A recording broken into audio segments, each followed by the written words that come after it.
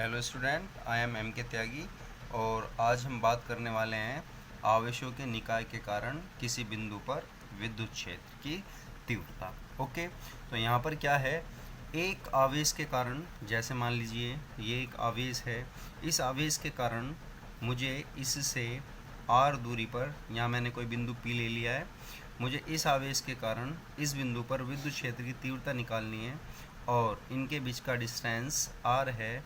तो हमारे पास फॉर्मूला होता है E = 1/4 एप्सिलॉन नॉट Q/r²। अब सवाल ये है कि अगर आवेश केवल, जैसे यहाँ पर एक आवेश था, अब सवाल ये है अगर आवेश एक ना होकर बहुत सारे हों तो किसी एक बिंदु पर विद्युत क्षेत्र की तीव्रता क्या होगी।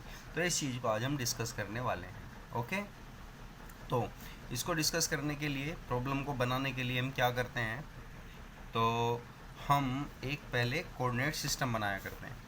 ठीक है, तो ये हमने एक कोऑर्डिनेट सिस्टम बनाया,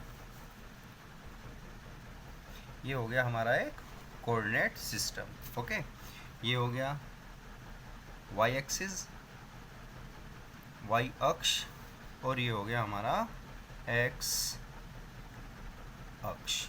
ठीक है, अब इसमें बहुत से आवेश मान लेते हैं और उनकी स्थिति। तो देखिए, हमने कोऑर्डिनेट सिस्टम बना लिया है और मान लिया ये Q1 आवेश रखा है जिसकी स्थिति R1 है मूल बिंदु से, ये मूल बिंदु हो गया। ऐसे ही एक Q2 आवेश है जिसकी मूल बिंदु से स्थिति R2 है, एक आवेश Q3 है जिसकी मूल बिंदु से स्थिति R3 है, और एक ऐसे ही एक आवेश Qn है जिसकी मूल बिंदु से स्थिति Rn है, और ये एक बिंदु P है जिसकी स्थिति R0 है। बिंदु P पर हमें इन सभी आवेशों के, सभी n आवेशों के कारण विद्युत क्षेत्र की तीव्रता ज्ञात करनी है। ठीक है, तो देखिए, जैसे मैंने पहले बताया, ये कोई एक धनावेश है एकल, और इससे r दूरी पर स्थित बिंदु P पर विद्युत क्षेत्र की तीव्रता का ये फॉर्मूला होता है। अब हम किसी एक आवेश के कारण किसी अन्य बिंदु पर विद्युत क्षेत्र की तीव्रता का फॉर्मूला इसके द्वारा निकाल सकते हैं, लेकिन सवाल ये बनता है कि इस बिंदु पर इस आवेश के कारण जो विद्युत क्षेत्र होगा, क्या वह विद्युत क्षेत्र इस आवेश के कारण इस बिंदु पर उत्पन्न विद्युत क्षेत्र को प्रभावित करता है या नहीं। कहने का मतलब ये हुआ, एक बिंदु पर विद्युत क्षेत्र किसी अन्य आवेश की उपस्थिति में प्रभावित होता है या नहीं। तो हमारा जवाब है नहीं। इस बात को ज़रा एक दूसरे हम एग्जाम्पल से समझने की कोशिश करते हैं। मान लीजिए, देखिए, मान लेते हैं अपन, ये कोई आवेश है और Q आवेश है, और इसकी वजह से बिंदु P पर जो विद्युत क्षेत्र है, मान लीजिए 10 न्यूटन पर कूलाम है। ओके, अब हमने एक आवेश यहाँ रख दिया है, ये Q1 मान लेते हैं, ये हो गया Q2 आवेश। ठीक है, इनके बीच की दूरी, चलो ये R1 है, और ये हो गई, मान लेते हैं अपन R2। अब इस आवेश के कारण इस बिंदु पर जो विद्युत क्षेत्र है, मान लीजिए ये हो गया 8 न्यूटन पर कूलाम। तो क्या जब ये आवेश आ जाता है इस 10 न्यूटन पर कूलाम पर कोई प्रभाव पड़ेगा? जवाब है नहीं।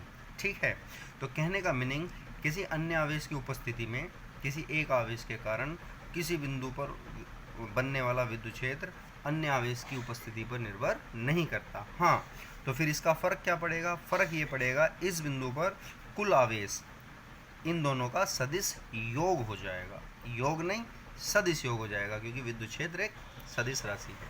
तो मेरी बात शायद तुम समझ गए होगे कि किसी एक आवेश की उपस्थिति में अन्य आवेश, मतलब किसी एक आवेश के आ जाने से अन्य आवेशों के कारण लगने वाले विद्युत क्षेत्र पर कोई प्रभाव नहीं पड़ता है। इसी बात को हम समझने की कोशिश करते हैं। तो देखिए, क्या करना है अब हमें, तो सभी आवेशों के कारण बारी बारी से बिंदु P पर विद्युत क्षेत्र देखते हैं। तो देखिए, Q1 आवेश के कारण बिंदु P पर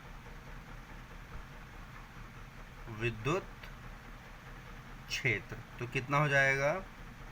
0/1। ठीक है, नोट यानी कि P को रिप्रेजेंट कर रहा है, 1 मीन्स Q1 आवेश के कारण, तो वो हो जाएगा 1/4 pi epsilon not Q upon R note 1 square. Note 1 का मीनिंग क्या हो गया, इन दोनों के बीच का डिस्टेंस, किसका Q1 आवेश और बिंदु P के बीच का डिस्टेंस है। ओके, और अगर हम इसे सदिश रूप में लिखना चाहें तो यहाँ वेक्टर लगा देंगे और इसका डायरेक्शन हो जाएगा R नोट 1 कैप की दिशा में। अब इसी प्रकार मैं सभी अन्य आवेशों के कारण बिंदु P पर विद्युत क्षेत्र के सूत्र लिख दिया करता हूँ। तो देखिए इसी प्रकार Q2, Q3, Q4 dot dot Qn आवेशों के कारण विद्युत बिंदु P पर विद्युत क्षेत्र, तो vector E note 2 means note स्थिति में Q2 आवेश के कारण विद्युत क्षेत्र, formula 1/4 pi epsilon not Q2, क्योंकि हम Q2 आवेश के कारण देख रहे हैं, Q2 अपॉन Q नोट 2 यानी कि नोट की 2 के रेस्पेक्ट में स्थिति, क्या डिस्टेंस है, जिसको हमने R नोट 2 स्क्वायर लिखा हुआ है, और इसका डायरेक्शन क्या होगा R नोट 2 कैप। ओके, इसी प्रकार ये हो जाएगा Q3 आवेश के कारण और ये हो जाएगा Qn आवेश के कारण। अब बिंदु P पर जो कुल विद्युत क्षेत्र होगा, अब उसको कैलकुलेट करते हैं। तो बिंदु P पर सभी आवेशों के कारण परिणामी विद्युत क्षेत्र, परिणामी विद्युत क्षेत्र। अब तुम जानते हो अगर ये विद्युत क्षेत्र ना होकर कुछ और राशि होती, जैसे कि द्रव्यमान या टाइम या दूरी, तो हम इनको डायरेक्ट जोड़ देते, लेकिन हमें पता है विद्युत क्षेत्र एक सदिश राशि है, तो हमें पता है सदिश राशियों को डायरेक्ट हम नहीं जोड़ते हैं। और सदिश राशियों को कैसे जोड़ा जाता है, तो नोट देखो कैसे निकालेंगे परिणामी, याद है ना, जिसको हम अध्यारोपण का सिद्धांत भी बोलते हैं, जैसा हमने कूलाम के नियम में भी पढ़ा था, सेम वही चीज़ है। तो हमने क्या किया है, सभी आवेशों के कारण बिंदु P पर उत्पन्न विद्युत क्षेत्र का हमने सदिश योग लिख दिया है। ठीक है, तो ये क्या है, बिंदु P पर उत्पन्न कुल विद्युत क्षेत्र, ये क्या है Q1, ये क्या है Q1 आवेश के कारण बिंदु P पर विद्युत क्षेत्र, ये क्या है Q2 आवेश के कारण बिंदु P पर विद्युत क्षेत्र डैश डैश, इसी प्रकार Qn आवेश के कारण बिंदु P पर विद्युत क्षेत्र। हमने इन सब का सदिश योग कर दिया है। अब हमें क्या करना है, ऊपर से जैसे हमने जितने भी ये अलग अलग के लिए विद्युत क्षेत्र निकाला, इन सब को जोड़ देंगे और जोड़ने के बाद हमें नॉर्मली कैलकुलेशन करनी होती है। तो देखिए हमने ऊपर से इन सभी की वैल्यू ऊपर से उठा के यहाँ पुट कर दी है। अब तुम देख पा रहे हो 1/4 पाई एप्सिलॉन नॉट सभी में कॉमन है, तो इसको सोल्व कर लेते हैं। 1/4 पाई एप्सिलॉन नॉट कॉमन, और जो वैल्यू बचती हैं उन सबको लिख देते हैं। ये तो सिंपल मैथमेटिक्स है, तुम्हें इजीली समझ में आ ही जाएगा।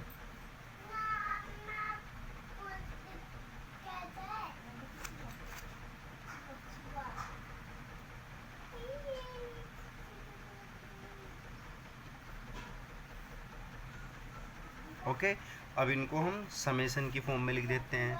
ये तुमने पढ़ा हुआ ही है, समेशन की फॉर्म में कैसे लिखा जाता है। समेशन का सिंबल बनाइए। देखो Q के साथ जो वैल्यू है वो लगातार वेरी हो रही है, चेंज हो रही है, तो जो वैल्यू चेंज होती है उसको मैंने I एज्यूम कर लिया है, और यहाँ लिख दिया है कि I की वैल्यू 1 से लेकर n तक जाएगी। देखो 1 2 3 और कहाँ तक जा रही है, n तक, तो जो चेंज हो रही है उसकी जगह मैंने I लिख दिया है upon R note note note, zero है इसको नोट बोल रहा हूँ मैं, तो देखो नोट बार बार आ रहा है, नोट लिख दिया, लेकिन नोट के बाद 1 2 3 4 5 n ये वैल्यू बदल रही है, तो यहाँ I आ जाएगा, स्क्वायर ऐसा ही रहेगा। फिर देखते हैं हम इंटू R कैप। देखिए R note as it is चल रहा है, लेकिन नोट के बाद जो वैल्यू वो चेंज हो रही है, तो इसको अपन ने I लिख दिया है, और ये कैप। तो ये हो गया तुम्हारा रिजल्ट। ठीक है, तो ये है आवेशों के निकाय के कारण किसी एक बिंदु पर परिणामी विद्युत क्षेत्र, जो कि होता है ये। सही। आई होप ये टॉपिक समझ में आ गया होगा। अब इसको एक बार अपने आप करके देखना और नेक्स्ट टॉपिक की बात नेक्स्ट वीडियो में करते हैं। Okay bye. कहीं प्रॉब्लम हो तो कमेंट बॉक्स में जाकर बता सकते हो। बाय।